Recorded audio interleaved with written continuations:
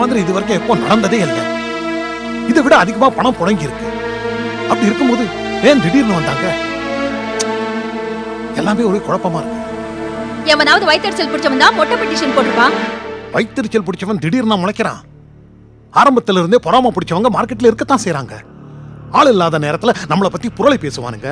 சங்க கூட்டம் நடக்கும்போது நம்மளை பார்த்து கத்துவானுங்க. ஆனா இந்த மாதிரி எப்போ யாரும் பண்ணதில்லை. ஏதாவது எரிச்சல பண்ணிருந்தா பண்ண மாட்டாங்க.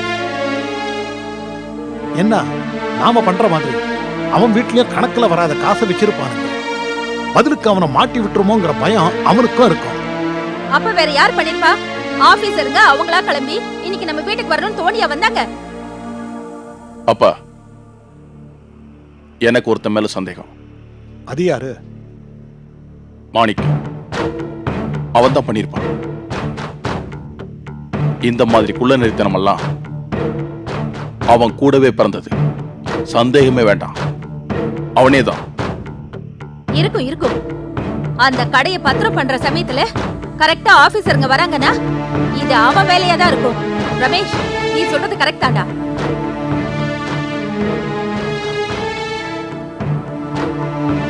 இந்த வேலையை செஞ்சது அவன் தான் உறுதியா மட்டும் தெரிஞ்சது. இருக்கட்டும். நீங்க உடம்பு சரியில்லாம ஆஸ்பத்திரியில இருந்தப்ப என்னால வந்து பார்க்க முடியல. அதான் பார்த்து போலான்னு வந்தேன். இப்போ உடம்பு தேவையில்லைங்களா? பரவாயில்ல. உங்க வியாபாரம் எப்படி இருக்கு? அதெல்லாம் நல்லா போயிட்டு இருக்கு. கோயில் பக்கம் வந்தா வாங்க. வரட்டுங்களா? நல்லது.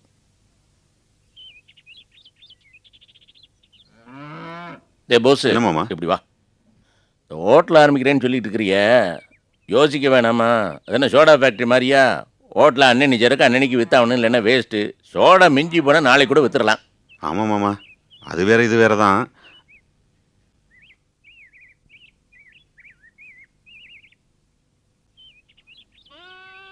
உங்க மாப்பிள்ள ஒண்ணும் யோகியம் கிடையாது. இவருக்கு வேண்டிய ஒரு கொண்டாட்டியோட உங்க மாப்பிள்ள தொடர்பு வச்சுக்கிட்டு கூத்தடிச்சான்.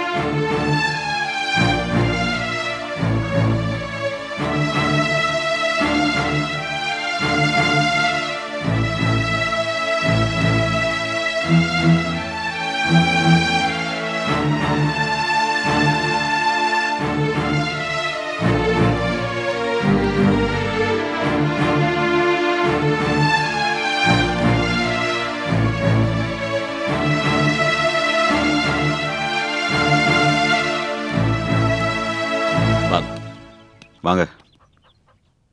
உடம்பு எப்படி இருக்கு மாமா? அது பாட்டுக்கு இருந்துகிட்டு இருக்குது, பூமிக்கு பாரமா. நீங்க எப்படி இருக்கீங்க? நல்லா இருக்கீங்கல்ல? நல்லா இருக்கேன் மாமா. அது போதும், அது போதும். நாம நல்லா இருந்த போதுமே, மற்றவங்களை பத்தி நமக்கு என்ன கவலை? சரி வாங்க, உள்ள வாங்க.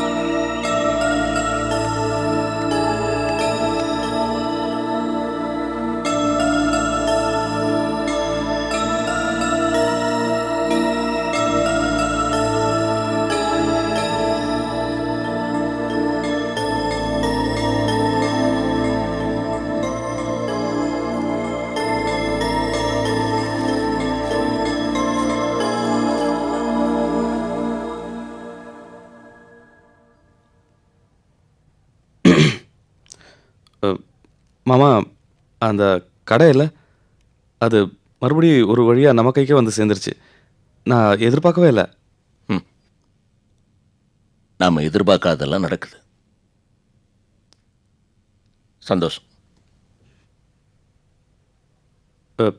முதல்ல பேசின விலையோட கொஞ்சம் குறைச்சே வாங்கிட்டேன். உங்களுக்கு என்ன மாப்பிள்ள, பெரிய சாமர்த்தியசாலியாச்சே.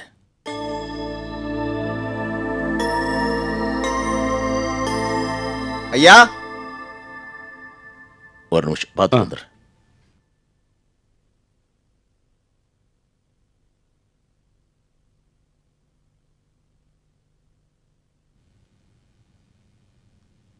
பெரியவர் 10 வருஷமா உங்களை பார்த்துட்டு வர சொன்னாரு. அப்படியா? ரூமுக்கு வாங்க.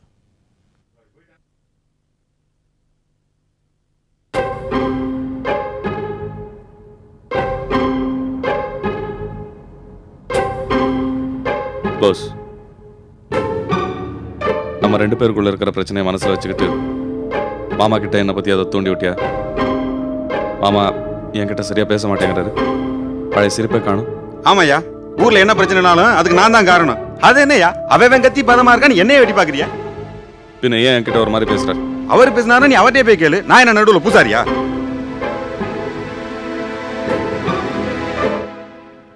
வாங்க மாமா, இந்தாங்க. இந்தாம்மா. வாங்க வாங்க.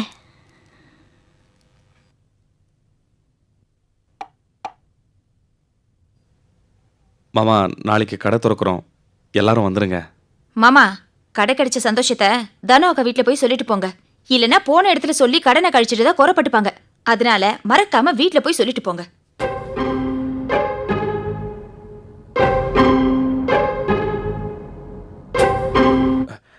என்ன லீலா நீ, இது அவங்க வீட்டு விசேஷம், இதுக்கு அவங்களே போய் கூப்பிடலாமா? இல்லை, சம்பிரதாயம் தான் முக்கியம்னா அவங்க வீட்டு வரைக்கும் போய் நான் சொல்லிட்டு வந்துடுறேன். எனக்கு ஒன்றும் இல்லை, நான் அவங்கள வேத்து மனுஷியா பிரித்து பார்த்ததே இல்லை. என்ன மாமா இவ்வளோ தூரம் சொல்லிக்கிட்டு? அவ ஏதோ சொல்றா. இது நம்ம வீட்டு விசேஷம், நீங்க கூப்பிடலனாலும் நாங்க வருவோம். அப்போ நான் வரேன். சரிங்க மாமா. வரேன்.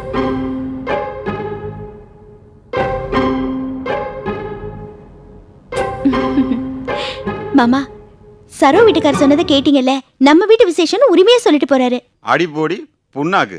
அவன் என்னோட 100 மடங்கு விவகாரம் பிடிச்சவன், என்ன சூதுவாக தெரிஞ்சவன், ஒளிவு மறைவா பேசுவேன்.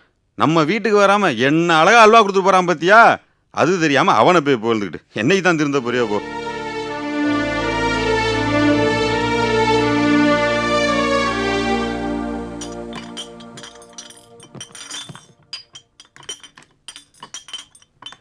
அடடே, வாங்க வாங்க. உங்களை அப்பப்போ பார்த்துருக்கேன், ஆனால் முகம் சரியா ஞாபகத்துக்கு வரல. கையோட கூட்டு வர சொன்னீங்களா? கடையில் வியாபாரத்தை பார்த்துக்கிட்டு இருந்தேன். அனி விவரம்லாம் சொன்னாப்பிலையா? எல்லாம் சொன்னான். நீங்கள் தான் ஹோட்டலில் வாங்குறதா சொன்னீங்களா? நல்ல வியாபாரம் நடக்கிற ஹோட்டல் தாங்க.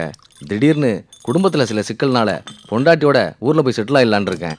இல்லைன்னா ஹோட்டலை விற்கிறத பற்றி யோசிக்க மாட்டேங்க. நல்ல மகாலட்சுமி மாதிரி காசு கொட்டுற ஹோட்டல் தாங்க. கிரையம் எம்பிட்டுன்னு சொன்னீங்கன்னா? அதான் டேபிள் சேருன்னு நிறையா செலவு பண்ணியிருக்கேன். லைசன்ஸு கூட எக்கச்சக்கமாக செலவு பண்ணியிருக்கேங்க. அதெல்லாம் இருக்கட்டும், விற்கிற விலையை சொல்லுங்க. அதான் ஒரு 60,000ண்ணா. 60,000மா? ஹோட்டலுக்கு தானே சொல்றியா? இட்லி தோசையெல்லாம் நாங்கள் தானே சொல்லணும், இப்படி விலையை சொல்றியா? அதான் சொன்னேனே, நிறையா செலவு பண்ணியிருக்கேன். லைசன்ஸு, டெக்கரேஷன், அது இதுன்னு. சரி, வளவலன்னு பேசாதீங்க. உங்கள் கடை எனக்கு இப்போ உடனே வேணும். உடனே வா? ஆமாம் வேணுங்க. இது என் கௌரவ பிரச்சனை. என் சகல ஒருத்தன் கடை வைக்கிறேன்னு லோன்னு கத்திக்கிட்டு இருக்கான். அவன் இங்கே கடை திறக்கிறதுக்கு முன்னாடி நான் இங்கே திறந்தாகணும். அதான் முடிவான விலையை நீங்களே சொல்லுங்கள். என்னால் 50,000 தாங்க தர முடியும். ஏன்னா நான் அவ்வளோ கஷ்டத்தில் இருக்கேன். என்ன ஒரேடியாக குறைச்சிட்டீங்க? எல்லாம் சரியான விலை தாங்க. என்ன மணி, என்ன வாயை பார்த்துட்டு இருக்க? சொல்லுவான் ஃப்ரெண்டுக்கிட்ட. இதை பாரு, அண்ணன் சொல்கிற ரேட்டுக்கு ஒத்துக்க. அவர்கிட்ட ரொம்ப தூரம் சொல்லி வச்சுருக்கேன், ஒத்துக்க. இவ்வளோ தூரம் சொல்கிற, சரிங்க, 50,000 கொடுங்க. சரி, பணத்தை நான் ஒரு 2 நாள் ரெடி பண்ணிக்கிட்டு மற்றதை அப்புறமா பேசுவோம். சரிங்க. அது சரி, ஹோட்டல் மேலே வில்லங்கம் கடன் கிடம் ஏதாச்சும் இருக்கா? என்னங்க இப்படி சொல்கிறீங்க? ஒரு பைசா கூட கடன் கிடையாது. சுத்த பத்தமான சொத்துங்க. நான் அப்போவே சொன்னேன்ல, மகாலட்சுமின்னு. ஏதோ ஒரு சந்தர்ப்ப சூழ்நிலை என்னை விட்டு உங்கள் கைக்கு வரணுன்னு இருக்கு. அப்போ நான் வரட்டுங்களா? சரி, போயிட்டு வாங்க. மணி வரேன். போயிட்டு வா. ஏன் மணி, ஹோட்டலை உடனே முடிச்சாகணும். அப்போது சோடா ஃபேக்ட்ரியை இப்போ அவசரமாக வித்தாகணும். யார் பிடிச்சாட காரியம் நடக்கும்? அண்ணே, நான் ஒன்று சொன்னால் கேட்பீங்களா? சும்மா சொல்கிறா, இப்போல்லாம் நீ தானே எனக்கு மந்திரி. அண்ணே, இந்த சோடா கம்பெனியை எனக்கே கொடுத்துருங்கண்ணே, நானே வாங்கிக்கிறேன். என்னது, நீயா? உங்ககிட்ட ஏது அவ்வளோ காசு? நானே காசு இல்லாமல் லோன் அலைஞ்சிக்கிட்டு இருக்கேன். உங்ககிட்ட எது அப்படி போனா? என்கிட்ட ஏதுண்ணே, எங்கள் மாமனார் வீட்டில் தராங்க. பணமாக எனக்கு தரதில் அவங்களுக்கு பிரியம் இல்லை, சொத்தாக வாங்கி தரேன்னு சொல்கிறாங்க. அதான். அப்படியா? அதுவும் சரிதான். ஆமாம் மணி, ஒரு நல்லெண்ணத்தில் தான் கேட்குறேன். நானே நஷ்டம் வந்ததுனால தான் இந்த ஃபேக்ட்ரியை விற்கிறேன். ஏன்டா இதை வாங்கி நீ என்னடா பண்ண போகிற? எல்லாம் ஒரு நம்பிக்கை தானே. அது மட்டும் இல்லை, பழகுன தொழில், வேலையால் வைக்காம நானே பார்த்து கொஞ்சம் சிக்கனமாக இருந்து சுமாராக நடத்திடலான்னு ஒரு நம்பிக்கை தானே. அது சரி, என்ன வேலை தருவேன்? நீங்களே சொல்லுங்கண்ணே. இது சொந்த இடம், இந்த மிஷினு, அது இதெல்லாம் கணக்கு பண்ணால் உனக்கு தான் தெரியுமே. உங்கள்கிட்ட எப்படா கராராக பேசுகிறது? சொல்லுங்கண்ணே, உங்கள் மனசில் இருக்கிறத சொல்லுங்கள். மணி, இப்போ ஹோட்டலுக்கு பேசுனமே 50,000, அது அப்புறம் அந்த முத்தியாக்கிட்ட வாங்கினது, இந்த ஃபேக்ட்ரியெல்லாம் அடகு வச்சோமே, அதெல்லாம் தான் உனக்கு தெரியுமே. அதெல்லாம் இப்போ கொடுத்துரு, பாக்கி அப்புறமா பார்த்துக்கலாம். அண்ணே என்னண்ணே? மணி, இந்த இடம் மிஷினு இதெல்லாம் விற்றோம்னா காசு அதிகமாகி போயிடும். நீ என்கிட்ட ரொம்ப நாளாக வேலை பார்க்குற, உன்கிட்ட கராராக பேச முடியாது. நீ இப்போ இந்த பணத்தை கொடுத்துரு, பாக்கி முன்ன பின்ன இருந்தாலும் அப்புறம் பார்த்துக்கலாம். ரொம்ப சந்தோஷம் அண்ணே. சரி, சோடா ஃபேக்ட்ரி முதலாளி ஆக போற. ஏன் கம்மியா சிரிக்கிற? சந்தோஷமா சரி. சும்மா சரி.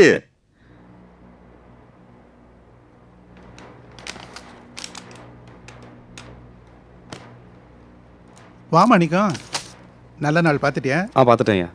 இன்விடேஷன்லாம் அடிச்சாச்சா? இல்லை, யாரெல்லாம் கூப்பிடணுமோ அவங்கள நேரடியாகவே கூப்பிட்டுடலாம். எதுக்கு இன்விடேஷன் செலவெல்லாம்? ஏன் மாணிக்கம், நீ ஏன் செலவை பற்றி கவலைப்படுற? இல்லையா, எனக்கு இந்த ஆடம்பரம் எல்லாம் பிடிக்காது. ரொம்ப அடக்கமான ஆள். இதே மார்க்கெட்டில் எவ்வளோ கஷ்டப்பட்டிருப்ப, என்னென்ன வேலையெல்லாம் பார்த்துருப்ப. இப்போ ஒரு கடைக்கு முதலாளி ஆக போகிற, உன் கனவு நிறைவேற போகுது. இது 4 பேருக்கு தெரிய வேண்டாமா? இதுக்கு செலவு பண்ணுறதுல என்ன தப்பு? அதெல்லாம் உண்மைதான் ஐயா. ஆனால் என் கனவெல்லாம் உங்கள் மூலமாக, உங்கள் உதவியால் தான் நிறைவேற போகுது.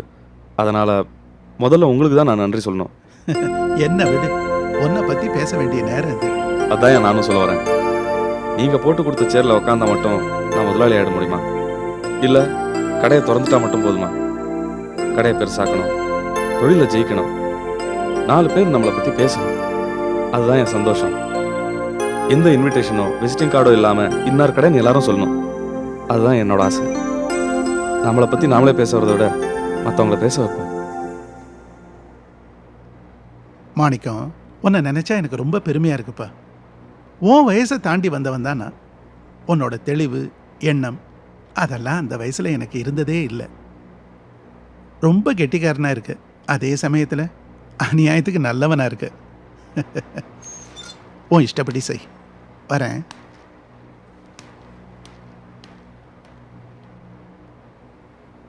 நான் அப்படி பார்க்குறேன். நீங்கள் பேசின பேச்சு இருக்க எப்பா, எலெக்ஷன் நின்று எம்எல்ஏ ஆக வேண்டிய ஆள். பேசாமல் கடையை என் கையில் விட்டு கட்சி ஆரம்பிச்சிருங்க. நான் பேசுனது பாதி உண்மை. நீங்கள் சொன்னா தான் தெரியுது. ஏன்னா அதான் முதல்ல சொன்னார்ல, பேசாமல் இன்விடேஷன் போஸ்டர் வச்சு தூள் கிளப்பியிருக்கலாம். அந்த சிவசாமி ரமேஷும் வயிறு எரிஞ்சிருப்பாங்க. ஏன் வேணான்னு சொன்னீங்க? அவங்க வயிறு எறிறதுக்கு நாம ஏன் செலவு பண்ணோம்? ஒரு பைசா செலவு இல்லாமல் அவங்கள எப்படி கதற விடுறான் பார்.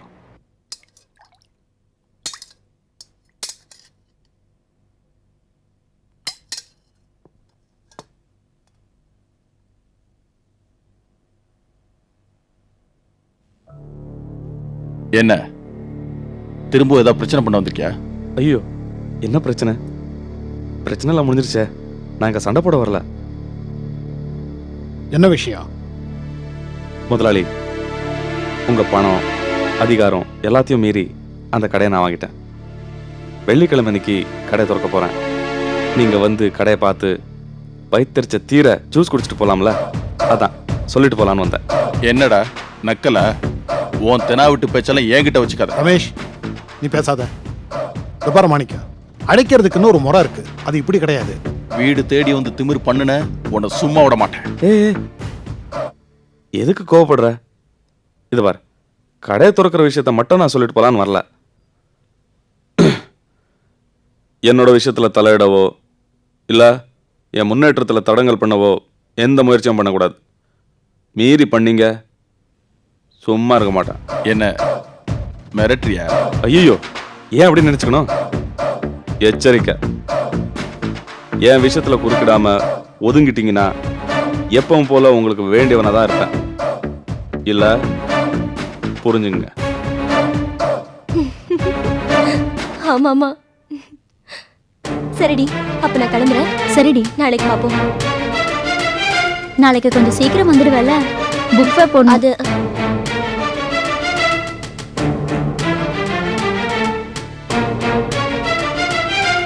நீங்க என்ன பண்ணிட்டு இருக்க? நோட்ஸ் எடுக்க வந்தேன். கிளம்பு. அண்ணே கிளம்புங்கறல.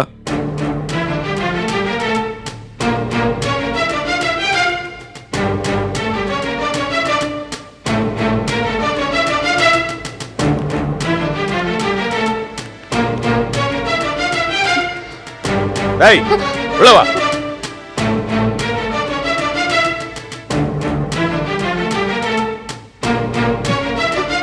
இன்னொரு தடவை அந்த வீட்டுக்குள்ள உன்னை பார்த்தேன், நடக்கிறத வேற. அண்ணே, உனக்கும் அவங்களுக்கும் தானே சண்டை. இதுக்கு நடுவுல ஏன் தேவையில்லாம என்ன இழுக்கிற? இத பார், நீ ஒன்னும் அடுத்த வீட்டு பொண்ணு இல்ல, என் தங்கச்சி. எனக்கு விரோதிங்கன்னா உனக்கும் விரோதிங்க தான். இந்த விரோதம் அது இதெல்லாம் உன்னோடயே வச்சுக்கோ. அப்படியெல்லாம் விட்டுற முடியாது.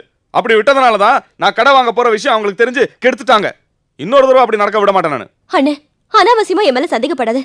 நீ கடை வாங்க போற விஷயத்த நான் ஒண்ணு அவங்க கிட்ட சொல்லல. நீயா கற்பனை பண்ணிக்கிட்டு இப்படியெல்லாம் பேசாத. ராதாவும் நானும் நல்ல ஃப்ரெண்ட்ஸ்.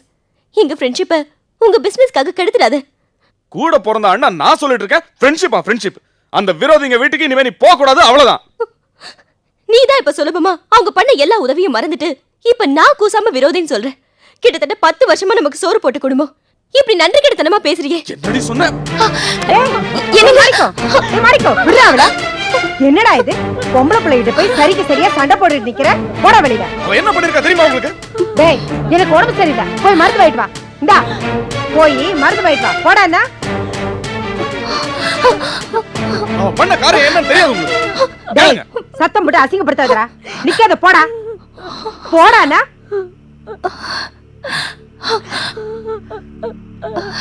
அடியே, இனிமே நீ அந்த வீட்டு பக்கம் போன அவன் உன்னை என்ன பண்ணாலும் நான் கேட்கவே மாட்டேன்.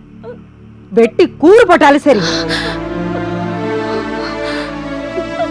என்னம்மா சந்தோஷமா? அண்ணனும் தங்கச்சி அடிச்சுக்கிறத பார்த்து உனக்கு சந்தோஷமா? போடி, போய் வேலை இருந்தா பாரு. போடினா வந்துட்டான்.